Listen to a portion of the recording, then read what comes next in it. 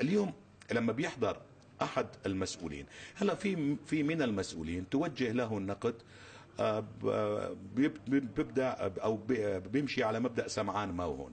يعني سمعان موهن يعني الطبل بحرسته والعرس بدومه، وكانه عم تحكي على بني ادم يعني خارج الكره الارضيه عم بيطنش.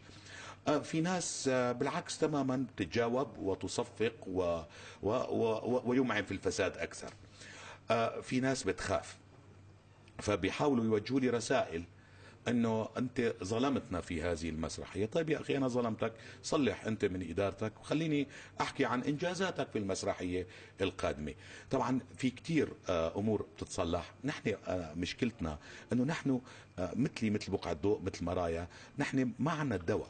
نحن من نطرح المشكله، لو عنا الدواء ما كنا عملنا مسرحيه ولا كنا عملنا مرايا ولا كنا عملنا بقعه ضوء، كنا صلحنا وانتهينا. فنحن عباره عن خلينا نقول انعكاس واقع اجتماعي سياسي اقتصادي. لا، الاخوه المسؤولين، يعني عم بقول لهم اخوه لانه هن افرازات شعب. يعني المسؤول مالي جايبه انا لا من المريخ ولا جايبه من المشتري، هذا المسؤول ابن بلدي، وممكن يكون قريبي ممكن يكون جاري. فبقول للاخوه المسؤولين يا اخي يعني رفقا بهذا الشعب.